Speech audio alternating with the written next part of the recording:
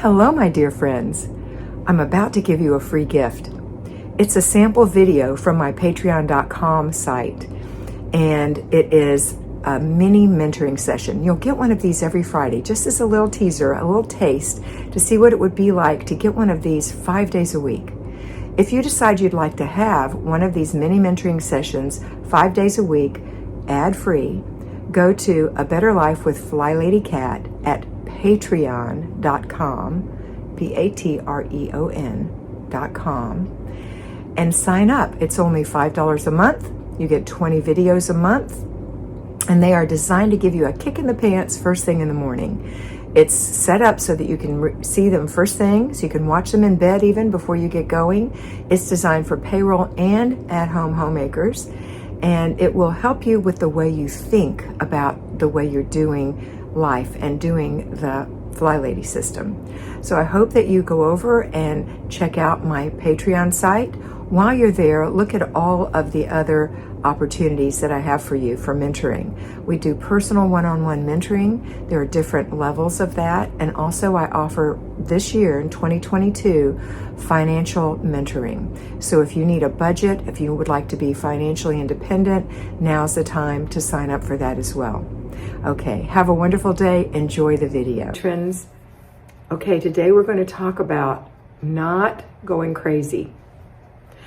And that means when your room is overwhelmingly stuffed with things, I don't want you to go crazy and throw the baby out with the bathwater.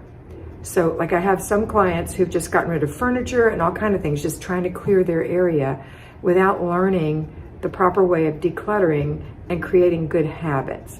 So that's number one. Number two, I don't want you emptying the whole room and only putting back in what you need for that room. Because when you empty the whole room, guess where everything goes? In another room. And you have to make another decision. I want you to really focus on making the decision now and getting that pain over with. If you delay making a decision, then you have decision fatigue because you're having to make so many decisions over and over again. Even if you decide not to decide, that's a decision. So I was watching a video of someone, I can't remember who, and she kind of was doing a Marie Kondo thing in her room, but the poor thing was not an organized person. She was a sidetracked person like you and me. And I felt bad for her because it was a long process and it was a big mess. And she did finally get it done, but I don't think it was really good for her. And I don't know what she really learned from that, because she had mentioned that she had done this several times in the past, gotten the room cleared, and it was back to its current position.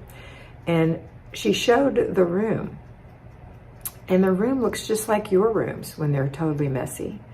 You know, an empty box in the middle of the room, and piles of books and CDs and just different things that are in that room that don't belong in that particular room, for example. So let's just take a room in your head, one of your rooms, your messiest room or closet or whatever it is, and could be your kitchen, doesn't matter. Just pick a room, and then I want you to think about breaking it into bites. It's what we talk about all the time, little bites, little 15-minute units.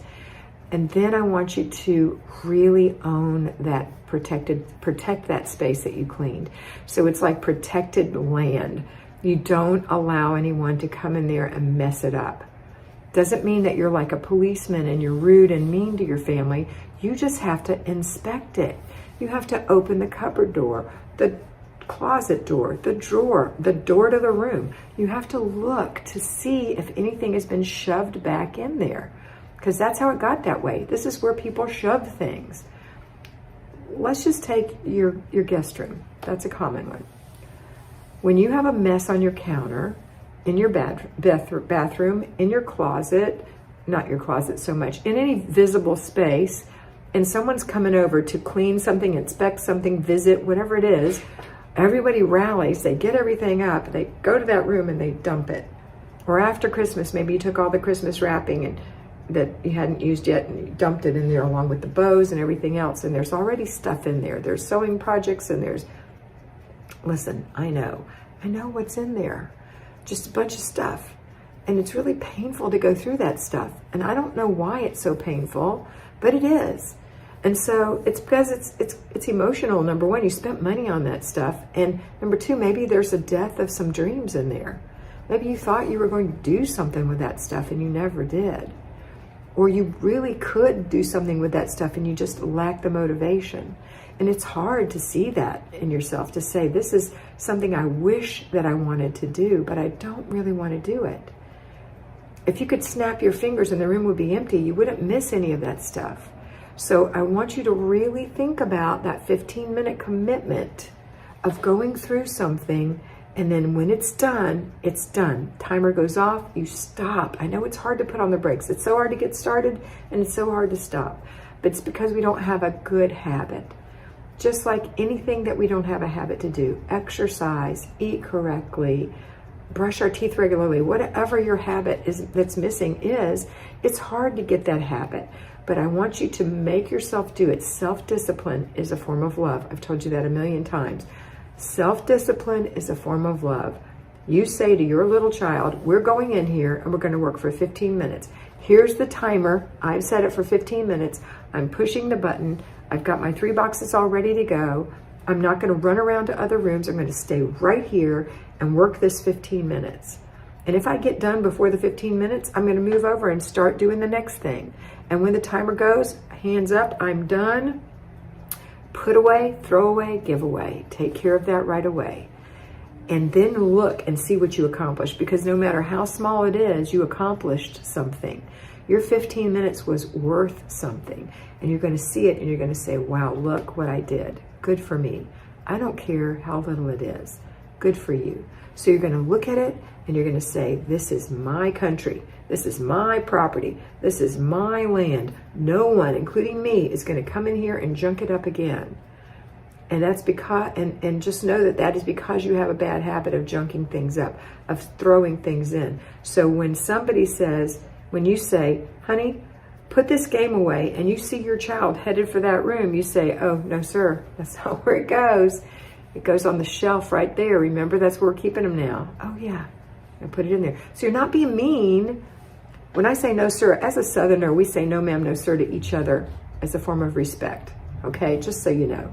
I know in other parts of the country and the world you don't, and that's okay, but whatever is a nice way to say no to someone, that's what you're going to say. Oh, no, we're not doing that. Remember, we're doing this. Because that is, you're not putting anything in there because we're trying to clean that up, remember? That's going to be a nice empty room that we're going to have for our guests to come spend the night in one day.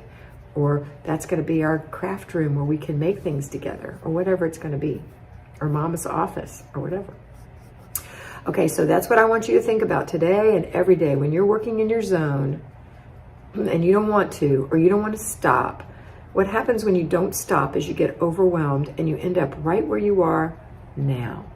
The whole reason that you came over is because you can't stop. And what happens is you get overwhelmed, exhausted, and you never want to do it again as long as you live. You might not even say those words to yourself, but that's the behavior that you exhibit after that. So today I want you to commit to yourself that you're going to work for 15 minutes and that you're going to stop when the timer goes off. And that you're not going to run from room to room while you're doing it. You're going to commit that full 15 minutes to that project. And that you're going to play later. You're going to have time to play if you concentrate and get this done in 15 minutes. And then you get your basic weekly plan done in however long it takes. Anywhere from 10 minutes to 2 hours, depending on the thing. Maybe even longer. If you have a lot of errands to run, for example. But in general, 10 minutes to 2 hours. And that 2 hours is just once a week, maybe twice, depending on your errands. So it's planning and desk day is a big day, and errand day could be a big day. Could not. You could just have your groceries delivered, and that's all you had to do, and that's like a gimme. But if you're having to go out and go to all these different places, yes, it could take 2-3 hours. But those are the only 2 days. The other ones aren't long. 1 hour for the weekly home blessing hour. Ooh, my time's up. See, I have to set a timer too. Anyway, that's it for today.